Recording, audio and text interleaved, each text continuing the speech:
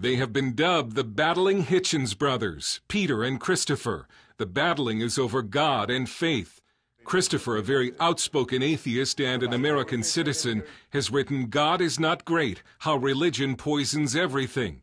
His brother Peter, a famous columnist for the London Mail on Sunday, a former atheist and one-time Marxist revolutionary, has just written The Rage Against God, How Atheism Led Me to Faith.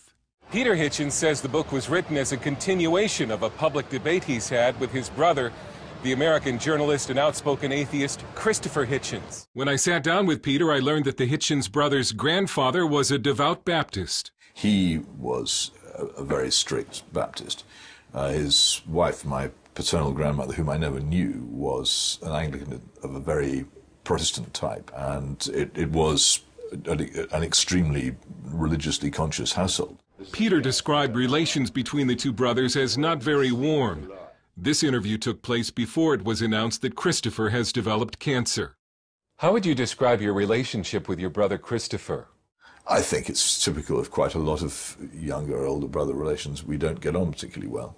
You fought a lot as children. Oh, lots and lots, yeah. And they're still fighting. Peter has suggested that Christopher spends so much time debating and attacking religion because he's actually a repressed seeker. Christopher denies it. Do you ever have private conversations with Christopher about faith? I don't think I could be bothered to discuss it with him in private, to be honest. I don't think I get anything different from what I get in public.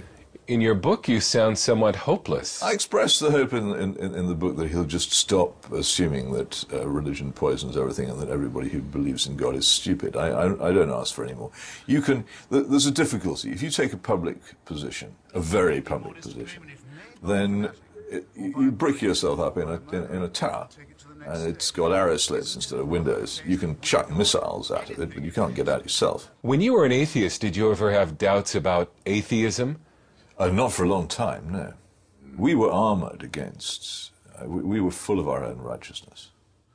We knew what was right. We knew we were right. We knew we were good. We defined our own goodness. You wrote that as an atheist you didn't have any Christian friends and you didn't want any.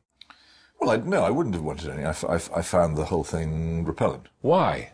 There's a lot of scorn in revolutionary socialism. There's a lot of feeling that you are the vanguard, you are the people who know best, and that everybody else is ignorant and stupid.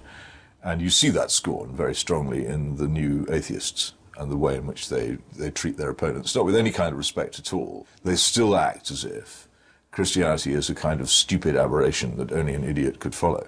Although Peter Hitchens has returned to Christ, Britain largely has not. Church attendance is low, and atheists have even conducted public campaigns against faith. It sounded in your book like you're afraid it may already be too late for a revival of Christianity in Britain. I think that's probably so. I think it probably is too late. I'm not allowed to despair, but if I were allowed to, I would. It's gone a long way. Christianity has been very badly damaged here, to the extent that huge numbers of people don't really know anything about it at all, who don't know the Bible stories, who've never opened a Bible, been inside a church, have no conception of what Christianity is or means. How do you feel about having led others to become atheists? It's my fault. It's one of those things for which there is, it seems to me, no real path back. In his book, Hitchens says his return to Christianity was a process over many years. But he does write about a moment in his journey back to faith, when, as an atheist, he genuinely feared God. It was when he gazed at Roger van der Weyden's painting, The Last Judgment, which shows the terror on the faces of those condemned to hell. They'd obviously just heard the last trump, and one of them was actually vomiting with fright. And it just came through that I might be judged, and I was scared. I still am.